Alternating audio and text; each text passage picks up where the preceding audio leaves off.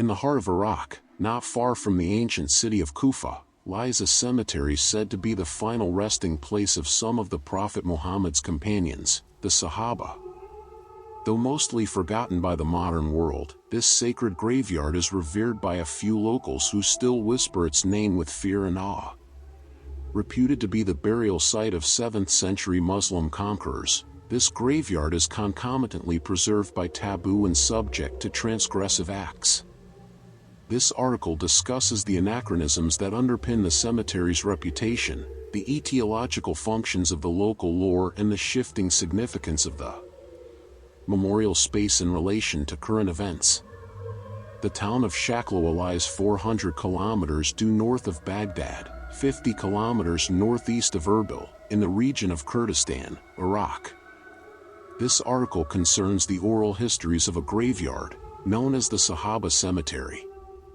Purportedly a burial ground for soldiers of the Arab Islamic armies who originally conquered the area in the 7th century CE, this memorial space is the subject of local traditions that portray it as both a target for well-deserved defilement and a hallowed ground with its own uniquely supernatural properties. Among those buried there is Miqdad ibn Aswad, a courageous companion who stood by the Prophet during the hardest battles. Others say Hujr ibn Adi, the noble companion who was executed by the tyrant Muawiyah for refusing to curse Ali, is also interred nearby. The cemetery has been locked behind rusted iron gates for years, and locals warn travelers to stay away after dark. They say that at midnight, the wind doesn't blow through the cemetery, it chants. A young Iraqi journalist named Rafiq al-Mansour, fresh out of university, decided to investigate the old cemetery for a documentary on forgotten Islamic heritage. He was warned by the elders of Kufa. These graves are not just stone and sand. Some died unjustly. Some died with secrets. Don't go digging for what was meant to be buried. But Rafiq had heard stories of visions and strange lights near the graves. He dismissed them as folklore.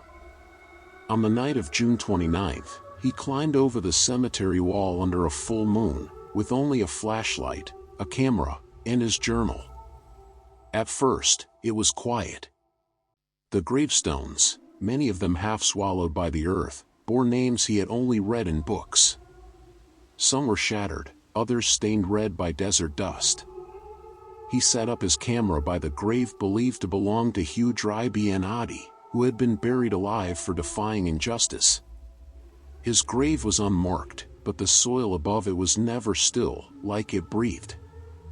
Then came the whispering. It wasn't wind. It was recitation. Quranic verses. But they were being recited backward. Rafiq froze. His flashlight flickered.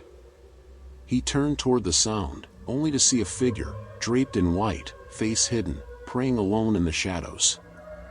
He called out, "Salam alaikum." No answer. When he stepped closer, the figure stopped praying and turned its head in a sickeningly slow twist. The face beneath the hood was his own, mouth sewn shut, eyes weeping blood. Rafiq dropped his camera and ran, but the cemetery stretched longer and longer with every step. The graves rose from the ground, and distant voices called out names, his name. You recorded what should not be seen. You disturbed those waiting for justice. One grave cracked open behind him. Something climbed out, not a corpse, but a shadow with chains around its limbs. The chains clanged with each step. Rafiq turned and screamed, but no sound escaped his mouth. The last thing he saw before blacking out was the calligraphy etched into the creature's chains. Ya Hujr ibn Adi, rise for your revenge. Rafiq was found the next morning by cemetery workers, lying unconscious near the wall, clutching his journal. The camera footage was corrupted. His journal, however, was intact, but all the ink had turned red, and the pages were soaked as though dipped in blood. He never spoke again. To this day, his parents say he sometimes whispers verses in his sleep, but always in reverse. And every year, on the anniversary of his visit, locals claim to hear voices echoing from the cemetery. Justice has not been buried. All the way from Shaklawa to Rania, there is a chain of valleys called Sahaba Valleys, where there were many graveyards of Sahaba who died when they came to Kurdistan. They were fighting the infidels.